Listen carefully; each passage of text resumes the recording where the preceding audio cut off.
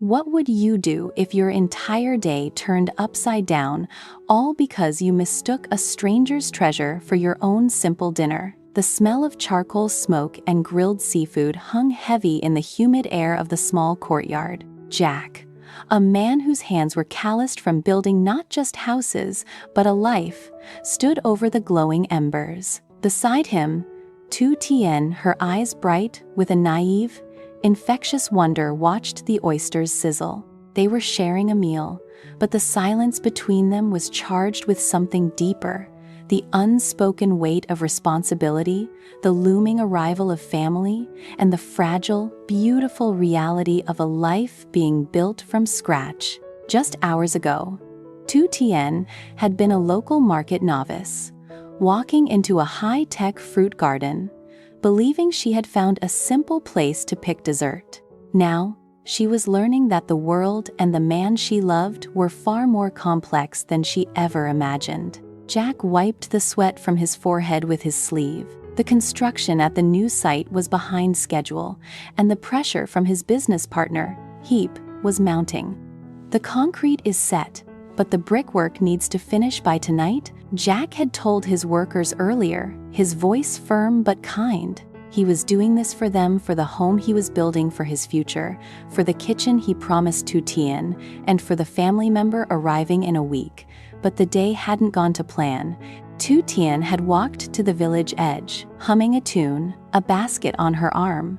She had seen a lush, futuristic fruit garden where the trees were grown in specialized pods, not in the dirt. It was a marvel. "Are these for sale?" she had asked the owner, her eyes wide. She had ended up buying 21 kilograms of premium melon, a massive gamble for a girl who had never traded before. She felt like a businesswoman. She felt like she was contributing. But when she returned to Jack, she carried something else, a bag of shellfish she had bought from a passing vendor, proudly calling them clams. Jack's heart had skipped a beat when he saw her. She was so proud of her clams. He couldn't bring himself to tell her, right in front of the others, that she had actually bought expensive sea oysters, not the simple pond clams she thought they were. He saw her trying so hard to be helpful, to ease his burden, to be the woman who could hold down the fort while he dealt with the stresses of his CEO life.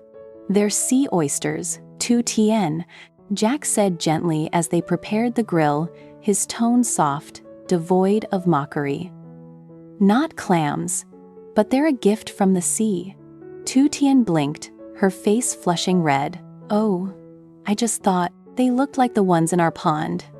"It's okay," Jack smiled, reaching out to tuck a loose strand of hair behind her ear. "You worked hard today. You sold the melons. You brought us food. That's enough."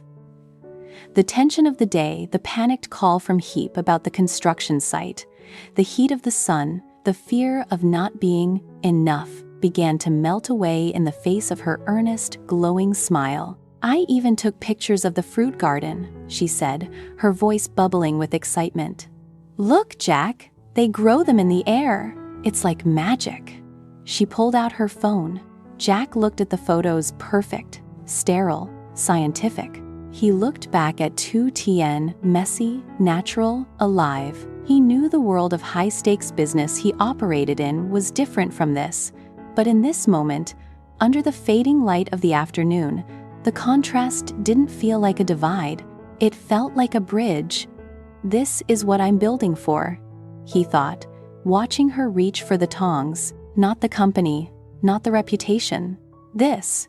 "Wait," Jack said, stopping her hand as she moved to flip the oysters. "Let the flavor soak into the shells. Like this." He guided her hand. The action was intimate, grounded, and steady.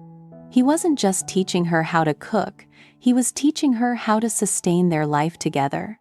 He watched her reactions, her slight frown of concentration, the way her eyes widened when the smell of the grilling seafood finally hit her senses. "It smells different than the pond clams," she admitted, laughing at herself. "Everything tastes better when you've earned it," Jack replied. He looked at her, truly looked at her. She was naive, yes, She was sometimes impulsive, but she was the only person in his world who didn't want anything from him except his company. And in the complex, cutthroat game of his life, that was the most valuable asset he possessed.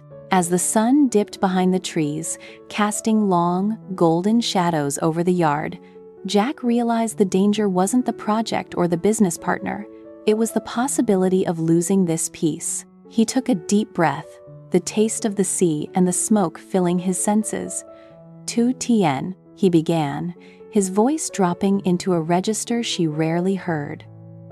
When my family arrives next week, it's going to get much busier here.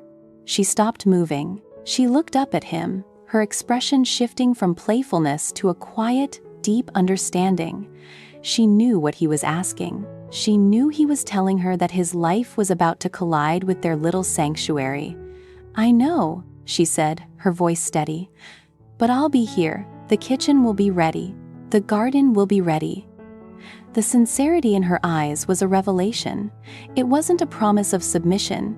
It was a promise of partnership. She was choosing him, over and over, in every small action. Jack nodded, satisfied. He reached out and took a piece of the grilled oyster, offering it to her first. It was a simple gesture, the oldest dance of love. "Try it," he said. She took a bite, her face lighting up with a mixture of surprise and delight. It's rich, Jack. It's so good.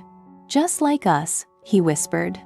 Though he wasn't sure if she heard him over the crackle of the fire. The night deepened. The village road was quiet, the sounds of the distant city fading into the chirping of crickets. They sat there for a long time, the fire reflecting in their eyes. Jack knew that tomorrow, the phone would ring again. Heap would demand his presence. The bricklayers would need direction.